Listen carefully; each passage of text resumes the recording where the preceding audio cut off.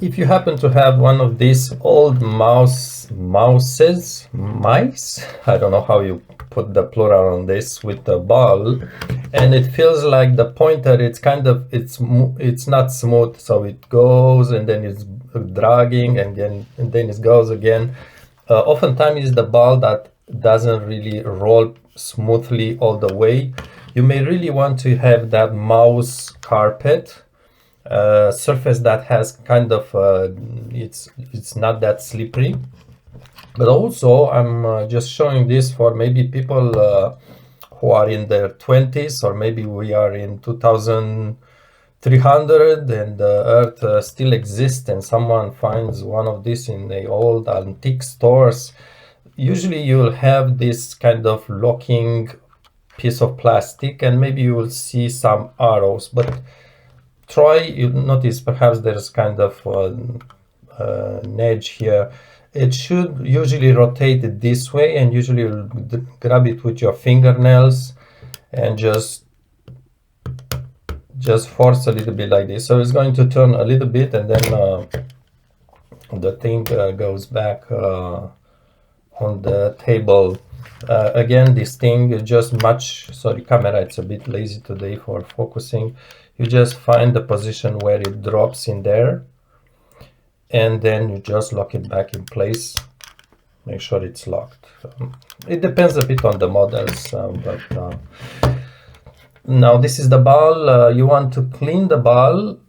See, there's no little bit of hair on it or whatever, but most of the times the problem is going to be, I'm not sure exactly what you would call this thing. So you see this kind of, it's whatever, a cylinder, maybe plastic cylinder, and this moves. Basically it rolls like this. There's usually two of them, one on each side. They are perpendicular, so basically they ball is going to roll in there, and by the table friction here is going to kind of roll against both of these plastic cylinders. Yes, the camera is really weird.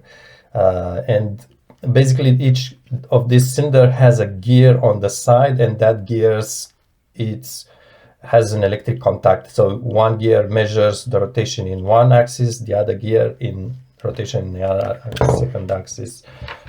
Most of the times, if you happen to be living in the 90s, 2000s, most of the times is that at the center of each cylinder there is going to be kind of whatever dirt or whatever, something like, and usually you will just use your fingernail and just kind of make a movement along the cylinder. Usually in the center of the cylinder you just scratch it like this, and at the same time you may roll it to expose all sides, and scratch again and roll a bit, scratch again. So you want the center of the two cylinders to be clean. If you want, can use a piece of plastic, just really scratch.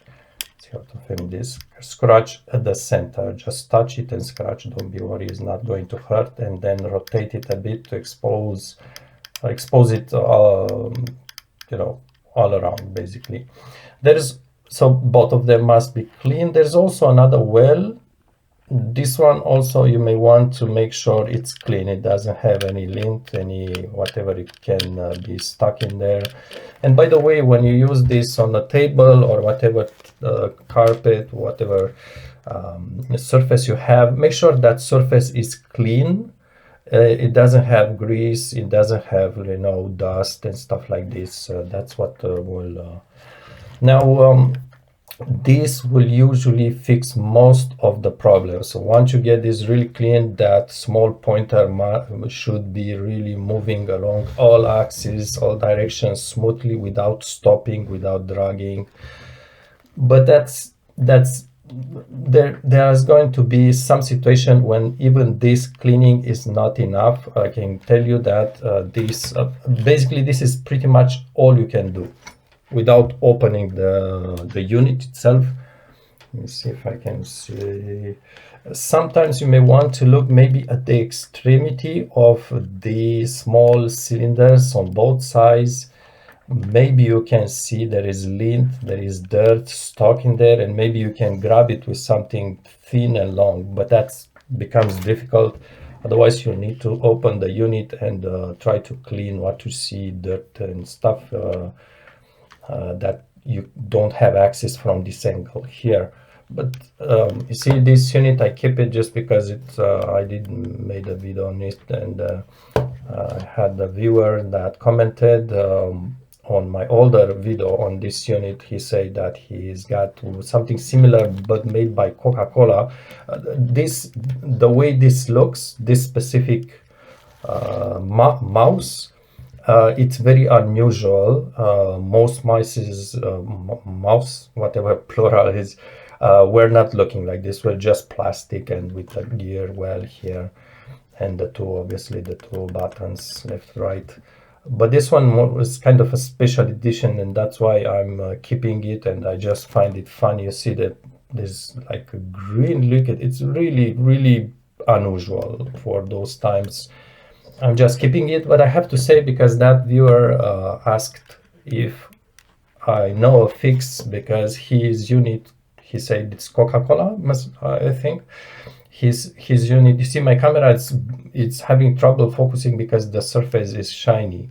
So if I would turn it like this, it's going to focus normally. Yeah, it's a phone camera lenses which have limitations. So that viewer say that his Coca-Cola unit still doesn't work properly, and that may be because there is more dirt at the end of the cylinders, where this just have like a tip of the cylinder and has to spin freely, but sometimes gets dirt at the very end of it, and that's not accessible from here. And personally, I also have this problem with this mouse, and I wanted to open it, this very, very unit. And oftentimes you will find the screws are just behind these are kind of sliders, like shiny plastic pieces. The screws, security screws, are behind these pieces of plastic. I tried to remove one, but there is no screw behind it. These two screws appear to be locking in place. There's kind of a cover here. So inside there is one piece, this one, and the one with liquid, but on top of it there is a cover, and this screws appears to secure this cover. You can actually perhaps see the two plastic cylinders with the screw in. But even when I removed these two screws, I could not lift this cover. Perhaps there are plastic clips in there, and it seems difficult, very difficult, and quite frankly, I wasn't pleased, because I usually manage to open most things, even cameras and stuff like this. But this one I wasn't able to open it, and I just had to give up, because I'll keep this one just for the looks, basically. So I gave up.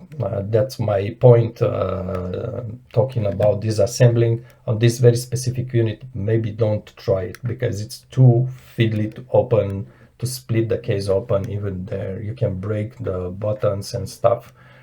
So this specific unit, I believe, is just, I don't know the trick to disassemble it and clean it inside, but most of the times you could just undo the screws. Sometimes there is a screw behind the sticker, not on this unit, and most of the time you just undo the screws and lift the cover, and it's easy to access those cylinders from all angles and clean everything and make it work like new. Now, if you just want to have a mouse like this, maybe you are running a store with antiquities. This is how it works. It worked back in the day. You have a cable which was pretty okay, not really getting into in your way, but it depends what you have on your desk. Sometimes you can grab and stuff. And the ball again, most of the times it works fine. It's not going to be a precision mouse, but as long as you had the right surface, I'm not doing you a test on the screen, but as long as you had the right surface, these were fine. This was just fine. We spent many years on these units, and it was just enough. Obviously then it was replaced by the laser ones and wireless ones. But if you want to have a feeling of retro on your desktop, back in the days we had those floppy disks for the computers. Basically the computer started with big floppy disks. If I remember properly, it was maybe 5.5 inches floppy disks, very thin ones. And the amount, I don't remember exactly the amount of memory, but it was under 1 megabyte with M from Matthias. That was the first floppy disk instead of an SD card or something like this. And then it was replaced with a smaller 3 and maybe 1/4 inch floppy disk of memory with a memory of I think it was 1.44 megabytes. Again, 1 megabyte, 1.5 megabyte. I see these are the old things that I learned myself, computers and stuff. So it's just old school thing for the sake of maybe going back in times or nostalgic reasons. All right, thanks for watching.